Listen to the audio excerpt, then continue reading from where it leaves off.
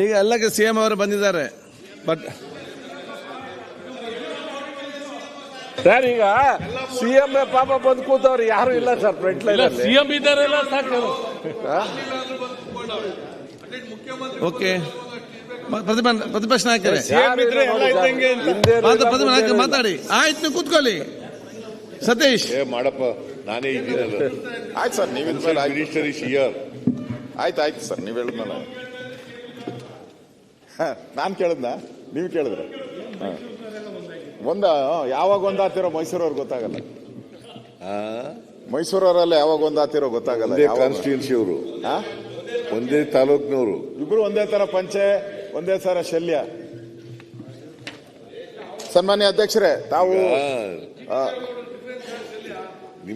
ಜೊತೆಲಿ 25 ವರ್ಷ ಸರಿ ಹೇಳಿ ಸರ್, ಕೇಳಿಸ್ತಾ ಇಲ್ಲ. ನೀವು ದೂರ ಹಿಂಗ್ ಕೂತ್ಕೊಂತೀರಲ್ಲ, ಕೇಳಿಸಲ್ಲ. ಬೇಡ ಬೇಡ ಬೇಡ ನಡಿ. ಅಧ್ಯಕ್ಷರೇ, ತಾವು ಯಾರ್ಯಾರು ಸಚಿವರು ಸರಿಯಾಗಿ ಬರ್ತಾ ಇಲ್ಲ ಅಂತ ಮುಖ್ಯಮಂತ್ರಿಗಳ ಗಮನಕ್ಕೂ ತಂದಿದ್ದೀರಾ. ಒಳ್ಳೇದು, ತಾವು ಓದಿ ಒಳ್ಳೆ ಕೆಲಸ ಮಾಡಿದ್ದೀರಾ, ಧನ್ಯವಾದ.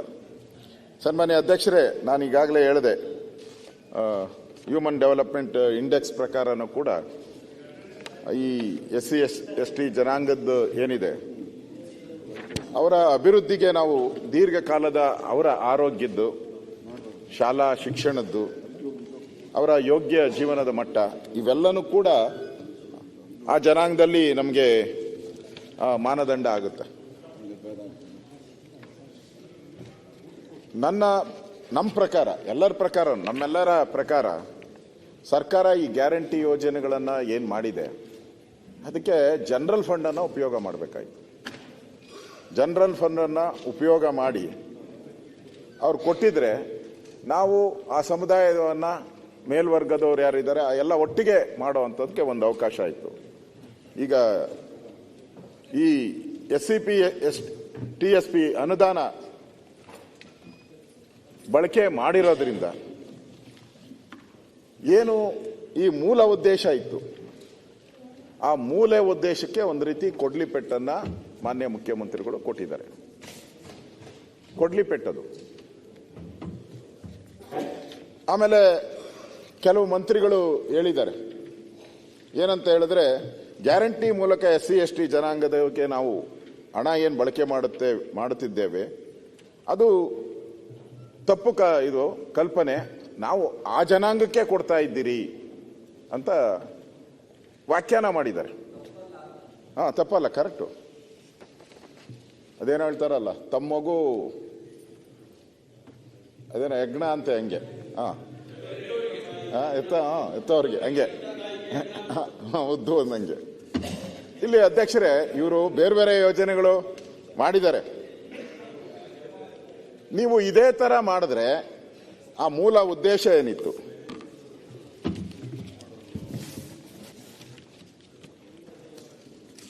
ಆ ಮೂಲ ಉದ್ದೇಶ ಏನಿದೆ, ಈ ಸಮಿತಿ ಕೊಟ್ಟಿರುವಂತ ಶೆಡ್ಯೂಲ್ಡ್ ಕ್ಯಾಸ್ಟ್ ಸಬ್ ಪ್ಲಾನ್ ಏನು ಕೊಟ್ಟಿದ್ದಾರೆ, ಈ ಪ್ಲಾನಿಂಗ್ ಕಮಿಷನ್ ನ್ಯೂ ಡೆಲ್ಲಿ 2600 ಏನು ಕೊಟ್ಟಿದ್ದಾರೆ, ಅದರ ವೈಲೇಷನ್ ಇದು. ಅದರ ವೈಲೇಷನ್ ಒಂದು ಲೈನ್ ಸುಮ್ಮನೆ ಓದ್ತೀನಿ, ಮಾನ್ಯ ಮುಖ್ಯಮಂತ್ರಿಗಳ ಗಮನಕ್ಕೆ ತರಕ್ಕೆ. ಒಂದೇ ಲೈನು ಆ ಪುಸ್ತಕ, ಅವರ ಆದೇಶ ಅವ್ರು ಮಾಡಿರುವಂಥದ್ದು.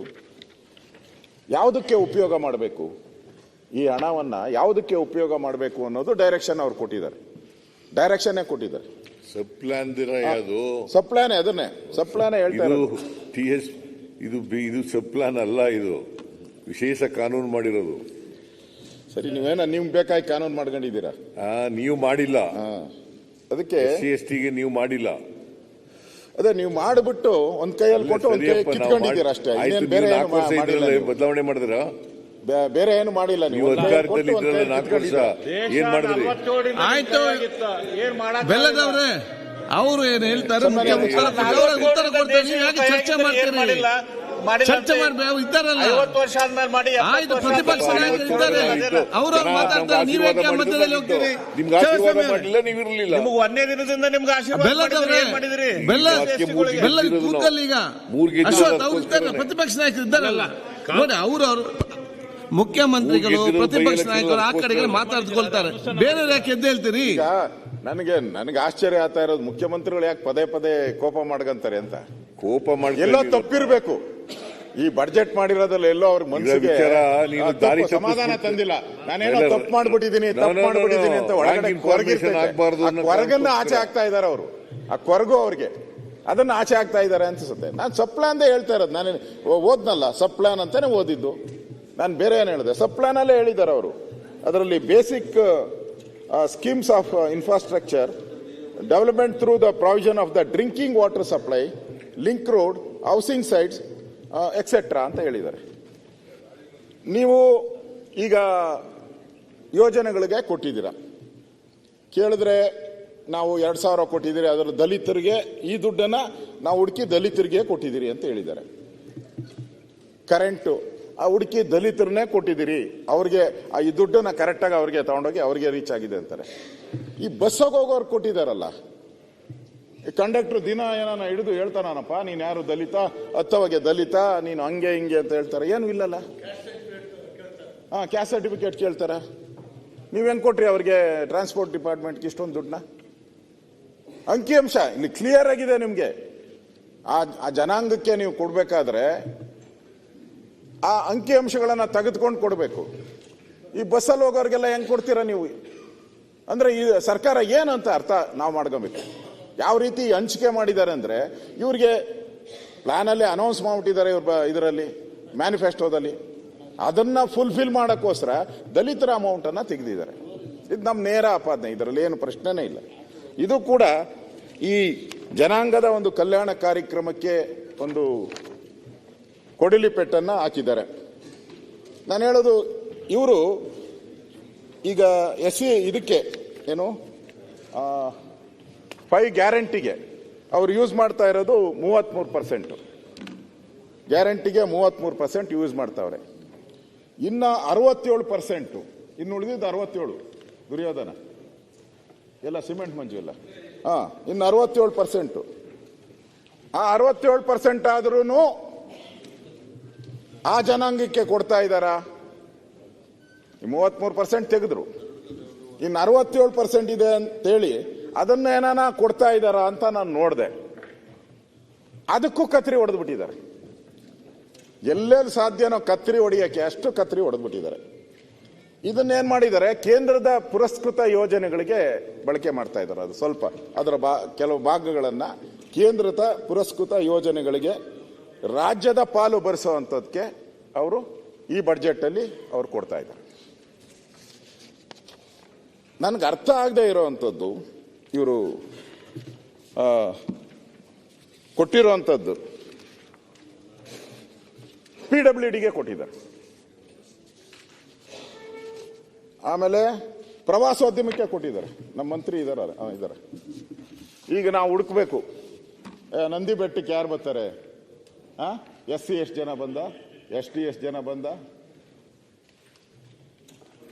ಕೊಟ್ಟಿದ್ದಾರೆ. ಇಷ್ಟೇ ಆಗಿದ್ರೆ ನಾನು ಕೇಳ್ತಾ ಇಲ್ಲ. ಸನ್ಮಾನ್ಯ ಅಧ್ಯಕ್ಷರೇ, ಆರೋಗ್ಯ ಇಲಾಖೆಯ ಕಟ್ಟಡ ನಿರ್ವಹಣೆಗೆ 9,37,00,000, ಮತ್ತೆ STಯಲ್ಲಿ 3,74,00,000, ಒಟ್ಟು 12,13,00,000 ಆಗುತ್ತೆ ಆರೋಗ್ಯ ಇಲಾಖೆಯ ಕಟ್ಟಡಗಳಿಗೆ. ಇದು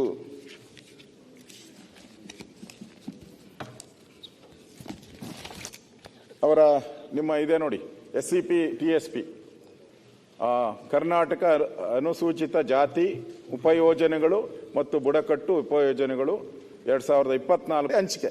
ಇದು ಕರ್ನಾಟಕ ಸರ್ಕಾರ ಕೊಟ್ಟಿರುವಂತ ಪುಸ್ತಕ. ಇದು ಅವರೇ ಪ್ರಿಂಟ್ ಮಾಡಿ ನಮಗೆ ಕೊಟ್ಟಿರುವಂಥದ್ದು. ಇದರಲ್ಲಿ ಕೊಟ್ಟಿದ್ದಾರೆ. ಆಯುಷ್ ಕಚೇರಿಯ ನಿರ್ವಹಣೆಗೆ 3.70, STಯಿಂದ 1.74. ಇದನ್ನು ಓಕೆ ಮಾಡೋಣ, ಏನೋ ಆರೋಗ್ಯಕ್ಕೆ ಕೊಟ್ಟಿದ್ದಾರೆ ಅಂತ ಹೇಳ್ಬಿಟ್ಟು ಓಕೆ ಮಾಡೋಣ. ಸನ್ಮಾನ್ಯ ಅಶ್ವಥ್ ನಾರಾಯಣ ಅವರೇ, ಪ್ರಥಮ ದರ್ಜೆ ವಿಶ್ವವಿದ್ಯಾಲಯ ಕಟ್ಟಡಕ್ಕೆ 54 ಕೋಟಿ ಕೊಟ್ಟಿದ್ದಾರೆ. STಯಲ್ಲಿ 26 ಕೋಟಿ ಕೊಟ್ಟಿದ್ದಾರೆ. ವಿಶ್ವವಿದ್ಯಾಲಯಕ್ಕೆ ನನಗೆ ಗೊತ್ತಿಲ್ಲ, ನಾನು ಆ ಕಡೆ ಸ್ವಲ್ಪ ಗಮನ ಹರಿಸಿಲ್ಲ. ನಾನು ಎಲ್ಲೂ ಕರ್ನಾಟಕದಲ್ಲಿ ಎಲ್ಲೂ ಕೂಡ SC ವಿಶ್ವವಿದ್ಯಾಲಯ ಎಲ್ಲ ನಾವು ನೋಡಿದ್ದೀರಾ? ಎಲ್ಲೂ ನೋಡಿಲ್ಲ. ನಾವು ST ವಿಶ್ವವಿದ್ಯಾಲಯ ಎಲ್ಲೂ ನೋಡಿಲ್ಲ. ಆಗಿದ್ದಿದ್ರೆ ಈ ಹಣನ ಅಲ್ಲಿ ಕೊಟ್ಟಿದ್ರೆ ಯಾರು ಪ್ರಶ್ನೆನೇ ಮಾಡ್ತಾ ಇರಲ್ಲ. ಹೌ ಕ್ಯಾನ್, ಯಾವ ಆಧಾರದ ಮೇಲೆ ನೀವು ಕೊಟ್ರಿ ಇವ್ರಿಗೆ ವಿಶ್ವವಿದ್ಯಾಲಯಕ್ಕೆ?